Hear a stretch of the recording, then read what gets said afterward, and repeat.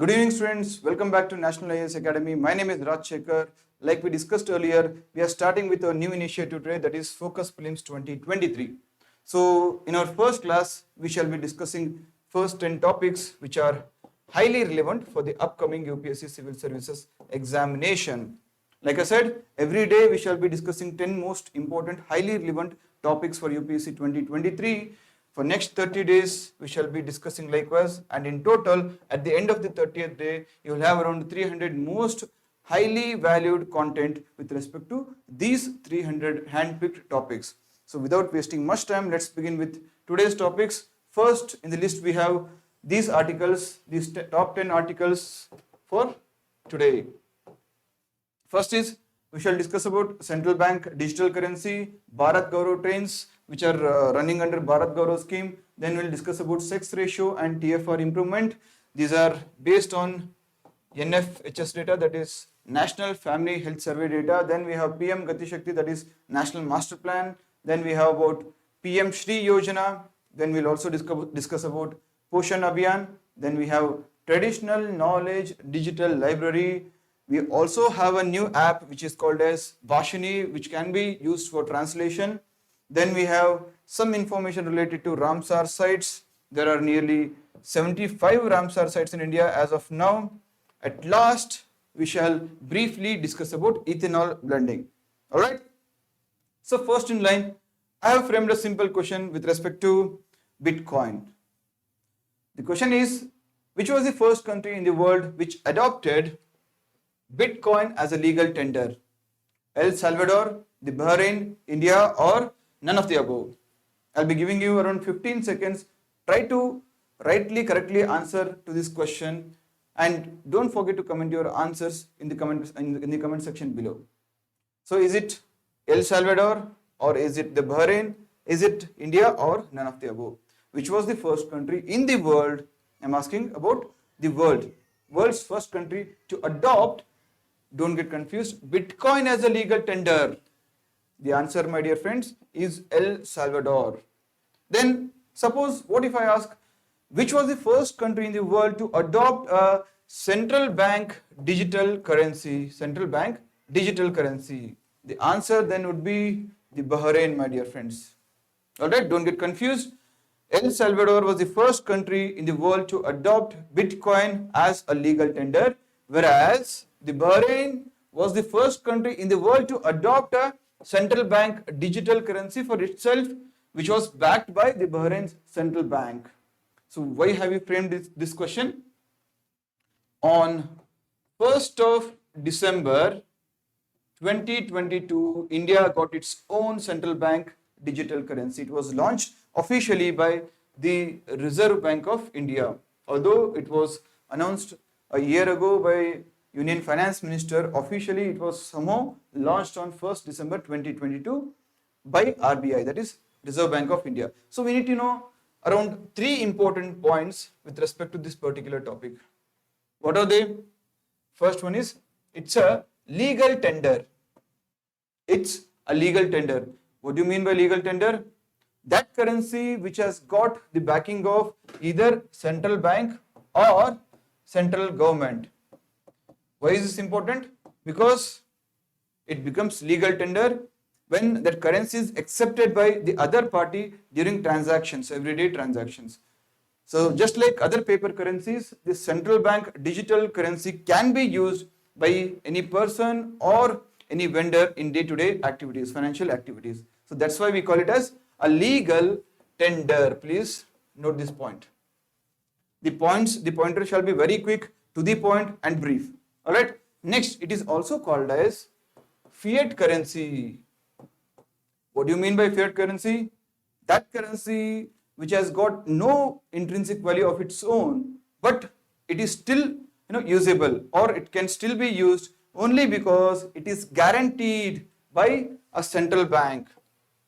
It has the guarantee from a central bank or the central government.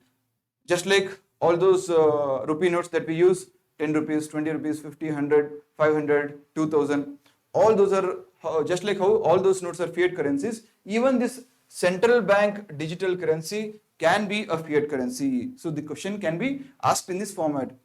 Which of the following statements with respect to the central bank digital currency are true? Statement number 1, it was launched in the year 2022. Second statement, it is a legal tender in India. Third statement, it is a fiat, it is also a form of fiat currency. Then all of the three would be right. The option would be all of the above. Alright. The third point which you need to know about the central bank digital currency is that it works using the blockchain technology. The blockchain technology, just like how other cryptocurrencies, for example, Bitcoin, Dogecoin, and few others, how they use blockchain technology to maintain the transparency. Even the central bank digital currency uses the blockchain technology. What do you mean by blockchain technology? It's nothing but whenever a transaction is taking place, any data related to that particular transaction will be stored across multiple blocks or multiple online ledgers, so that it becomes nearly or next to impossible to nudge or to manipulate this data. So that's the reason we call blockchain technology to be the most transparent technology. Although it might not be so much secure, but somehow it is highly transparent technology. We'll move on to the next topic. Which first private train was recently flagged off under which Yojana? Is it Bharat Gaurav scheme, Ramayana Circuit scheme, Swadeshi Darshan scheme, or none of the above? Please try to answer. Don't forget to comment your answers in the comment sections below.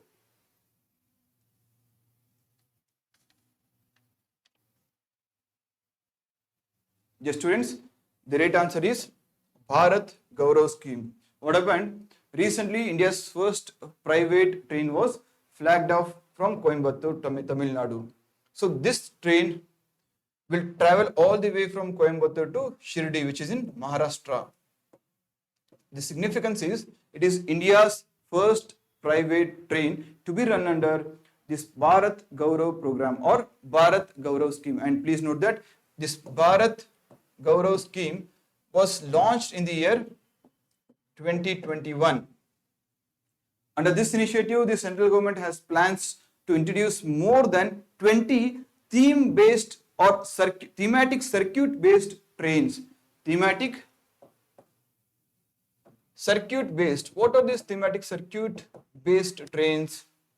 You heard of Ramayana Circuit, Himalayan Circuit, Coastal Circuit, right? Likewise, under Bharat Gaurav scheme, Indian Railways or Bharatiya Railways intends to launch more than 20 theme-based circuits. So in that regard, under the scheme, recently, the India's first private train was also flagged off from Coimbatore, which is in Tamil Nadu, to Shirdi, which is in Maharashtra.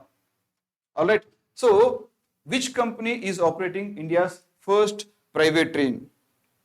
You might also get a question in the UPSC exam. Since it is India's first private train, so there is a chance to ask about the operator. So who is operating India's first private train? It is South Star Railways. South Star Railways.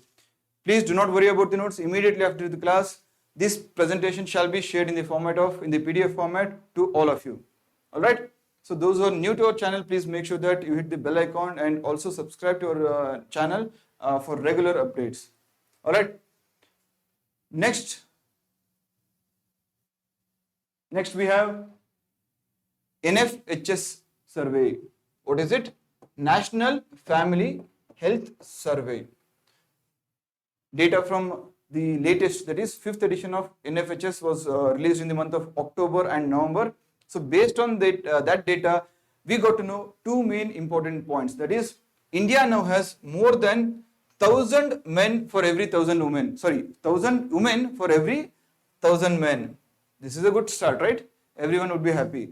So for every 1,000 men, we have 1,020 women. This is for the first time since independence that this 1,000 mark has been crossed.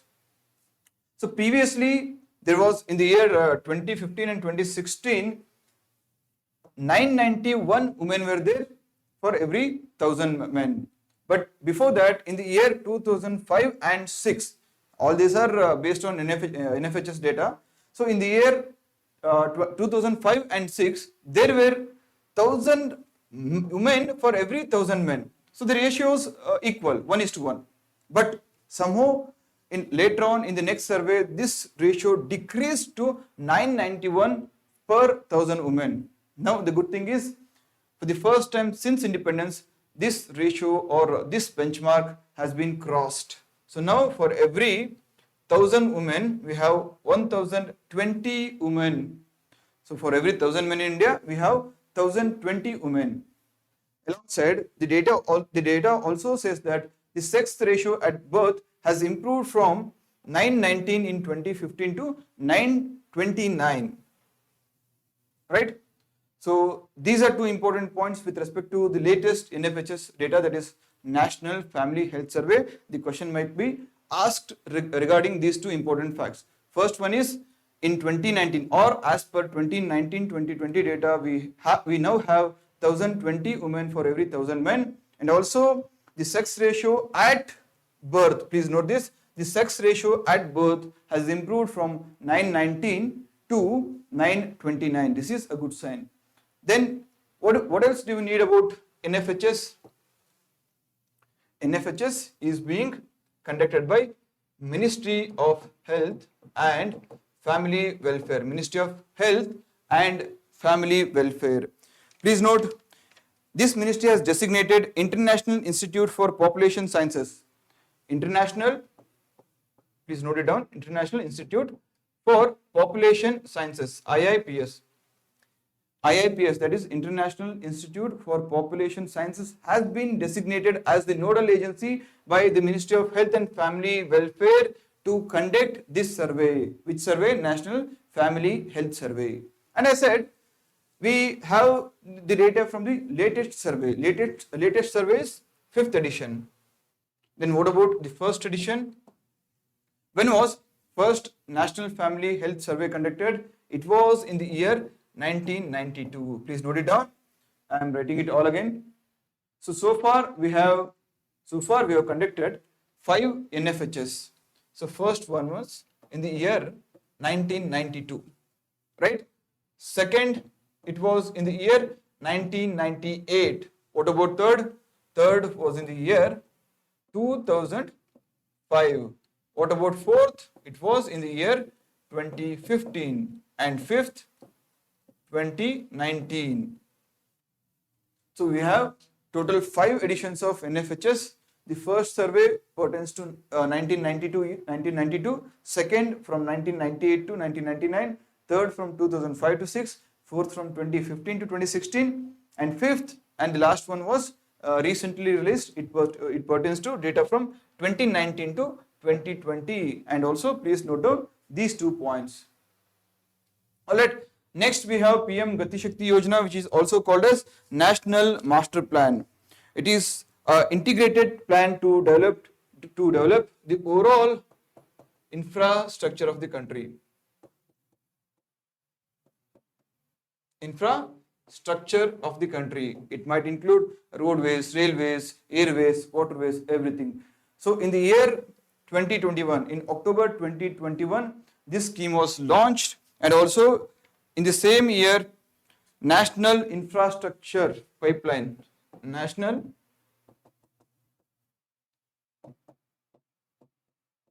Infrastructure Pipeline was subsumed under this plan, which is PM Gati Shakti or National Master Plan. It was launched in October 2021, and in the same year, National Infrastructure Pipeline, another major scheme related to the development of infrastructure in the country, was subsumed under the PM Gati Shakti Yojana, and National Infrastructure Pipeline was launched in the year 2019. Please note it down. Alright. So it pertains to the development of various defense corridors, industrial corridors, roadways, railways, airways, as well as waterways. Right? It also talks about the technological development, renewable energy capacity addition. So everything, it might be energy infrastructure or technological infrastructure, or that which is physical infrastructure. It pertains to each and every aspect of the infrastructure. Next we have PM Shri, which stands for PM Schools for Rising India. It talks about the development of around 14,500 schools in India. Development of infrastructure wise. So infrastructural development of around 14,500 schools in India. It was launched in the year 2022, that too on September 5th, on the occasion of Teachers' Day. PM Shri Yojana was launched on September 5th, 2022. It was on the occasion of Teachers' Day. So under the scheme, the government intends to develop around 14,500 schools. How many schools? Around 14,500 schools will be developed under the leadership of central government for a period of 6 years, from 2022 to 2026. Later on, after 2026, these schools shall be transferred to respective state governments. The management of or the management responsibility of these schools shall be transferred to respective state governments after 2026. That is, after being handled for nearly 4 to 5 years by the central government under this Yojana. Right? So since 1962, we have been observing September 5 every year as National Teachers' Day, because it was the birthday of Sarvaipalli Radhakrishnan.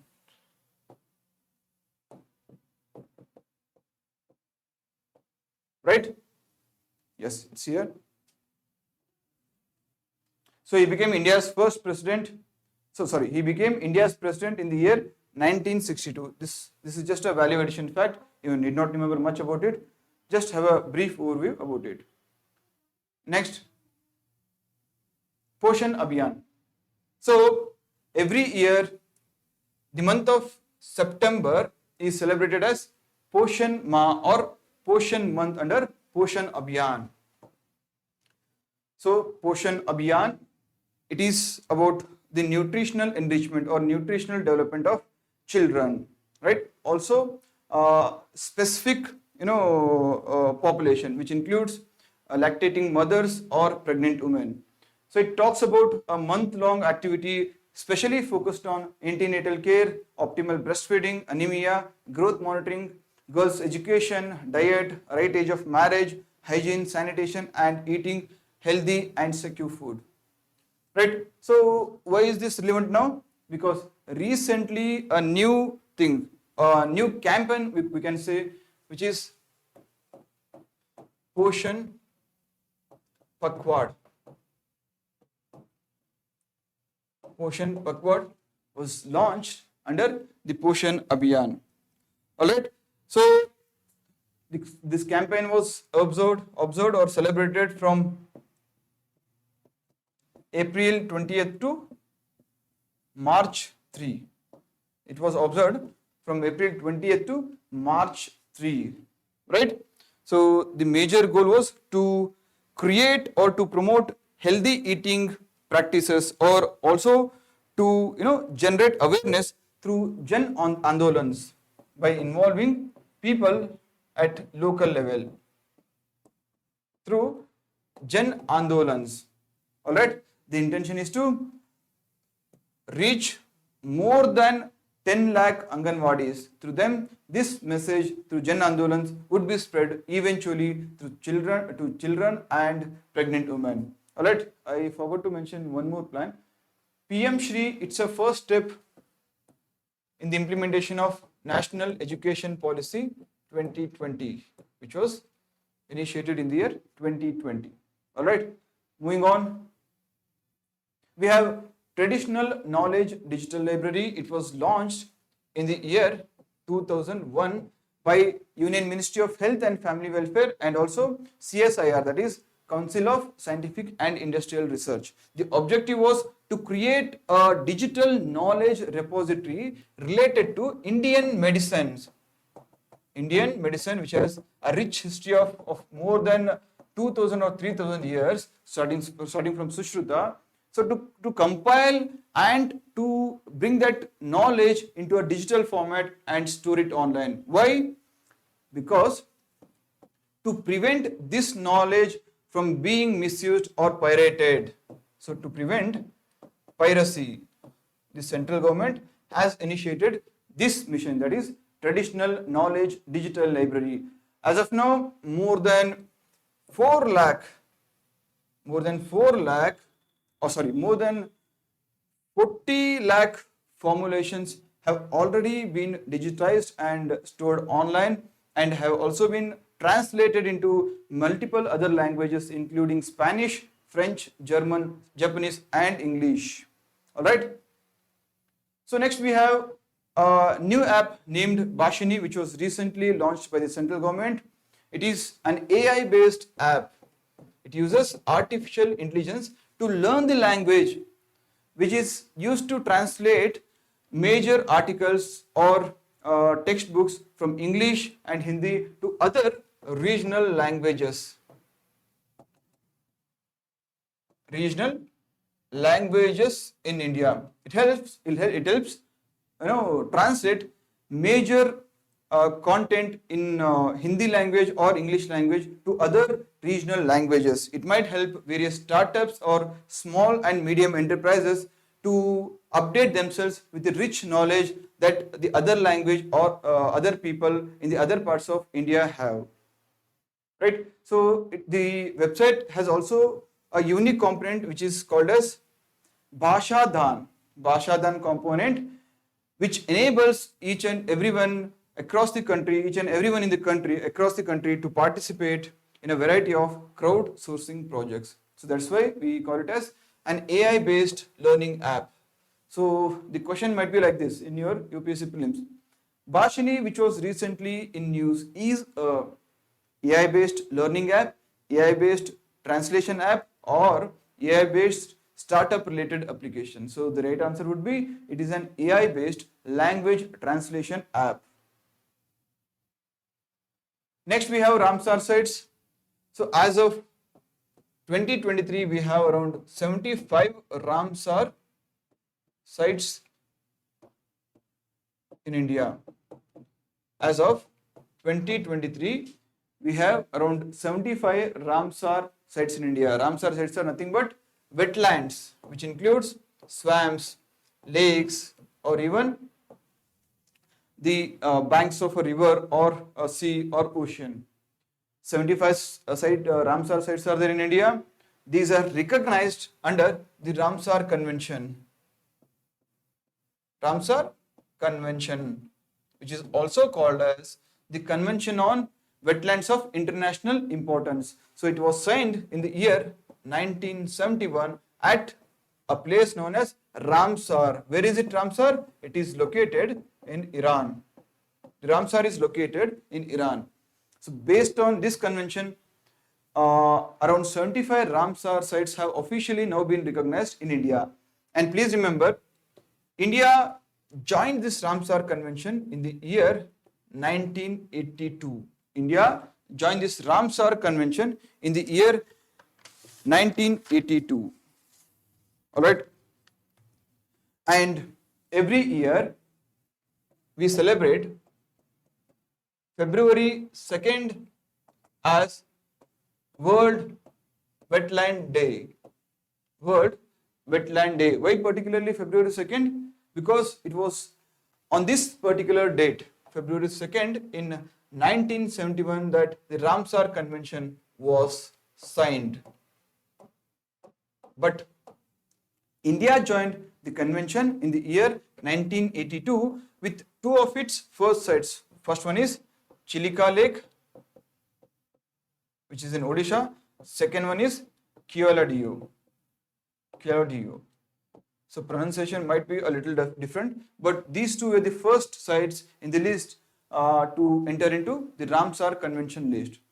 Alright, so if you're asked which country has the highest number of Ramsar sites, then you should say UK. UK has the highest number of Ramsar sites in the world. Right? So these are the important list of Ramsar sites in India. Please go through each and every site and try to make at least 2 or 3 important facts or points related to Ramsar sites in India. Okay, you should have not more than 2 to 3 important facts or lines on each Ramsar site. So from these 75 sites, I'm 100% sure that at least 1 or 2 direct or indirect questions can be asked in the upcoming prelims examination. Right? At last, we have ethanol blending, which means blending of ethanol in the conventional fuel. What is ethanol? Ethanol, it is an alcohol produced from plants.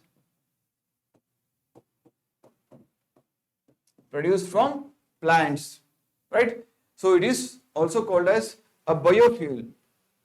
It is an important form of biofuels. Right? So as of now, India is having 9.99% of ethanol blending. So as of today, as of 2023, India is blending around 9.99% of ethanol with the conventional fuels. Now the target is by 2025, India or the central government intends to achieve the 20% ethanol blending rate. So which means starting from 2025, India would be targeting to blend at least 20% of ethanol with the conventional fuels. Right? All right.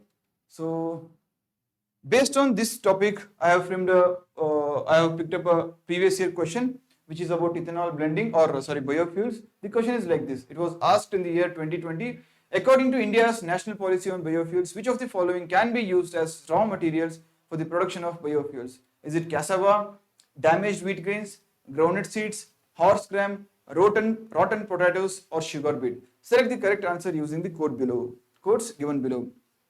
Dear friends, please look here.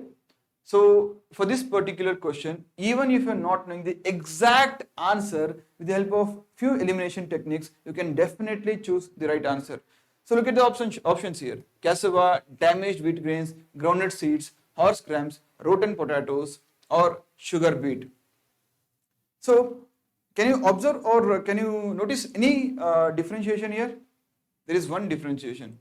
Number 3 and 4, that is groundnut seeds and horse gram, stand apart when compared to the other products because number 1, 2, 5 and 6 cannot be consumed, whereas groundnut seeds and horse gram can be consumed. So looking at the odd man out, you can easily guess that the right answer would be A, that is option A, 1, 2, 5 and 6. So as per National Policy on Biofuels, according to National Policy on Biofuels, only those agricultural products which are unfit for consumption, please note this point, as per National Policy on Biofuels, only those agri products which are unfit for human consumption can be used or utilized for the production of biofuels. This was necessary because India first needs to achieve the food security.